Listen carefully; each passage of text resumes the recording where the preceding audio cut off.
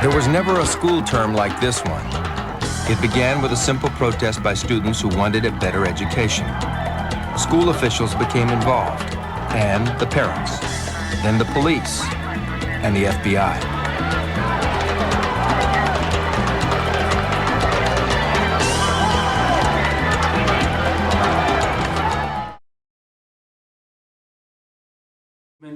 Also known as the Mexican-American Civil Rights Movement or the Chicano Civil Rights Movement, for equality that wasn't being presented to the Mexican-American immigrants or even just the Mexican immigrants.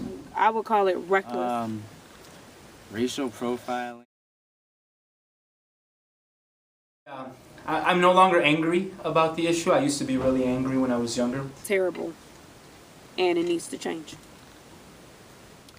I feel like the Chicano movement is something that needs to happen because they have just as much as a right to be here as anyone else in America. Like they just stop us because we're Mexicans or like we look Hispanic.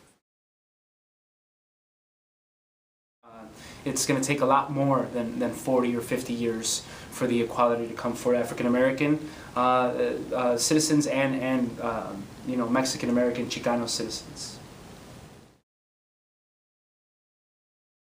Mexican, you know, the Mexican immigrant or the Central American or even South American immigrant. That's the immigrant that is causing the problems. Anyone else is here for, you know, prosperity and to live out the American dream.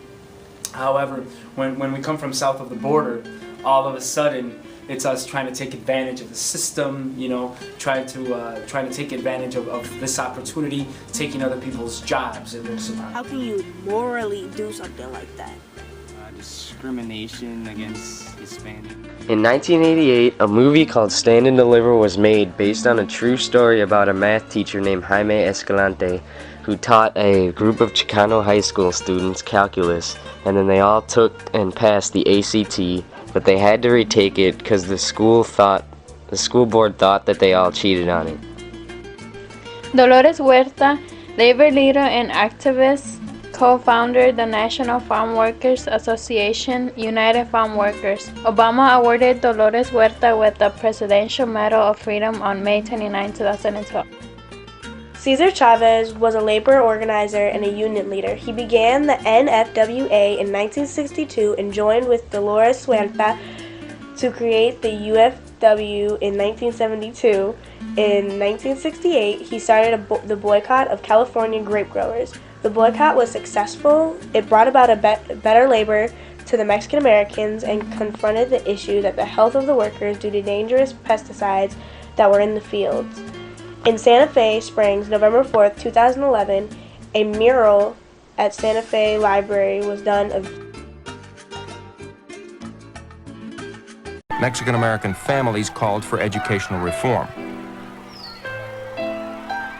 They protested the segregation of their children in so-called Mexican schools, where teachers severely punished Mexican American students for speaking Spanish in the classroom.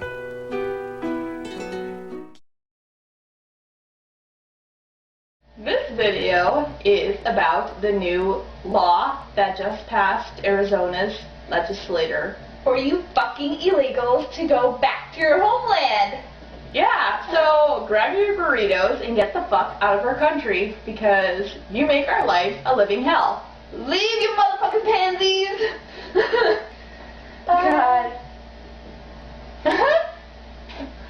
You know, illegals, God, they're so nasty and raunchy, and God, they have kids like every 5 fucking seconds. You just want to just slap them and be like, what the fuck are you doing? Dude, the Chandler rapist is illegal, and people blame us for wanting them to get the fuck out of our country.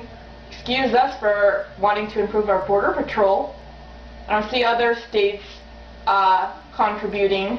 Go back to fucking Mexico, get your fucking green card like everybody else, and then come back, you fucking moron!